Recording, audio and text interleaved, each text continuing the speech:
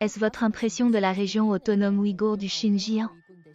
Si vous en savez quelque chose, vous constaterez que l'aquaculture est en train de devenir un nouveau point positif dans le développement du Xinjiang.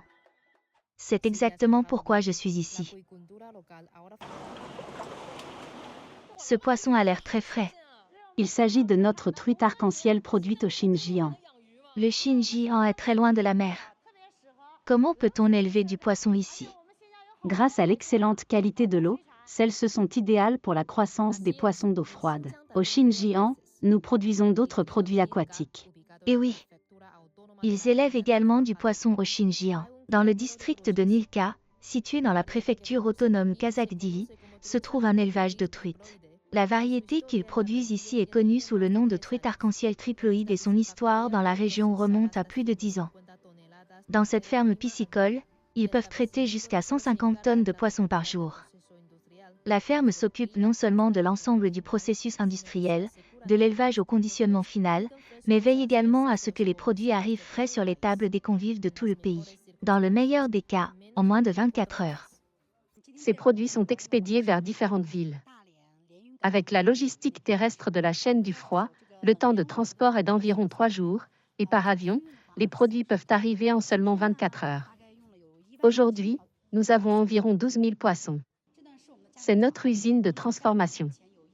Actuellement, nous avons une capacité de traitement primaire de 50 tonnes par équipe, soit 150 tonnes par jour, et une production annuelle de plus de 9 000 tonnes de produits finaux. Le Xinjiang est la région la plus éloignée de la mer de Chine intérieure. En termes d'aquaculture, ces conditions géographiques sont inférieures à celles des régions côtières. Comment est-il possible d'élever du poisson au milieu de ces vastes déserts, de ces prairies et chaînes de montagnes sans fin? Cet élevage de truites est situé au pied des montagnes Tian Shan. L'eau de fonte des glaciers nourrit les poissons et révèle les secrets du miracle de l'aquaculture. L'eau y est pure, fraîche et riche en oxygène, et la température reste constamment inférieure à 20 degrés toute l'année, ce qui est idéal pour la croissance et la reproduction des poissons d'eau froide.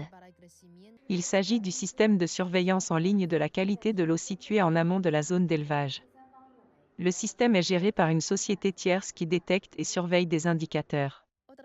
Une autre chose qui a retenu mon attention est le réservoir d'élevage intelligent et écologique. Il est équipé d'un robot de nettoyage sous-marin capable de plonger jusqu'à 60 mètres de profondeur, de collecter avec précision les déchets du fond et de les détoxifier. De plus, il dispose d'un système d'alimentation intelligent à distance. Une fois l'appât placé dans le silo d'alimentation, il est transporté vers chaque cage par pression physique et par les tuyaux, afin d'assurer une dispersion précise. Chaque jour, les pêcheurs capturent une quantité de truites qui dépend du volume quotidien de la commande, puis les chargent sur un bateau qui les transporte jusqu'à l'usine de transformation à terre. Environ combien de poissons avez-vous pêché sur ce bateau aujourd'hui? Environ 2000 poissons ont été pris cette fois-ci. Combien pèse un poisson? Entre 3,5 kg et 4 kg, plus ou moins. Il a l'air assez long. Son corps mesure plus de 40 cm. Auparavant, de nombreux pêcheurs locaux gagnaient leur vie en élevant leurs troupeaux. Cette transformation portée par la nouvelle industrie a favorisé le développement régional et personnel, enrichissant les compétences techniques des habitants. Plus le poisson est gros, plus les revenus sont élevés. Que faisiez-vous avant de rejoindre cette entreprise? Je suis de l'ethnie kazakh et j'étais berger avant. Je travaille ici depuis presque 6 ans maintenant. Ma qualité de vie s'est beaucoup améliorée et mes revenus ont augmenté.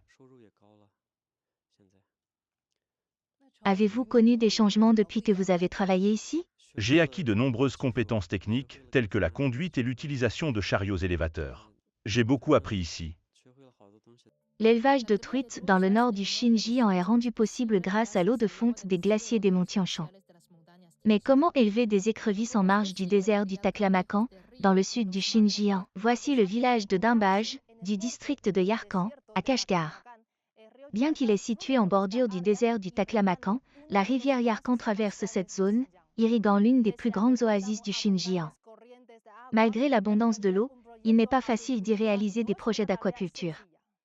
Au Xinjiang, les principaux défis de l'élevage d'écrevisses sont la température, la qualité nutritionnelle, ainsi que la salinité et l'alcalinité de l'eau, les deux derniers étant particulièrement difficiles à résoudre. D'une part, l'eau de la rivière Yarkand est trop claire pour fournir suffisamment de nutriments. D'autre part, la salinité et l'alcalinité élevée de l'eau ne favorisent pas sa croissance. Après de nombreux essais et ajustements de la qualité de l'eau, on a finalement constaté que les écrevisses pouvaient survivre ici. Au Xinjiang, il existe de nombreuses terres salines et alcalines, où le pH de l'eau peut atteindre entre 10 et 12. Après des ajustements de l'eau, nous portons le pH de l'eau entre 7 et 9 pour que les écrevisses puissent s'adapter et grandir. Quant à la nutrition de l'eau, nous ajoutons un peu de cassonade, de l'urée et du vinaigre artificiel comestible pour faciliter la mue et augmenter la nutrition. Pour maintenir la stabilité de l'eau, elle doit être ajustée tous les 3 mois ou tous les 6 mois, en fonction des changements climatiques et de la qualité de l'eau. En cas de mauvais temps, ils pourront être amenés à répéter cette opération dans une quinzaine de jours. La ferme aquacole occupe une superficie de 6,4 hectares, dont près des 2 tiers sont des plans d'eau. L'année dernière, sur un espace de plus de 4 hectares, environ 25% étaient consacrés à l'élevage d'écrevisses, produisant environ 3 tonnes. Encore 20% ont été utilisés pour l'élevage de crabes, avec une production proche de 2,7 tonnes. Le reste était consacré à l'élevage des 4 gros poissons, la carpe herbivore, le poisson rouge et la carpe argentée, avec une production d'environ 10 tonnes. Au pied de la chaîne de montagne Tian Shan, les truites sautent et les eaux de la rivière Yarkand nourrissent les écrevisses. Outre ces espèces, d'autres animaux aquatiques tels que la crevette blanche du Pacifique et le mérou sont élevés à grande échelle dans la région autonome ouïghour du Xinjiang, enrichissant les tables des habitants et ouvrant de nouvelles opportunités de développement économique local.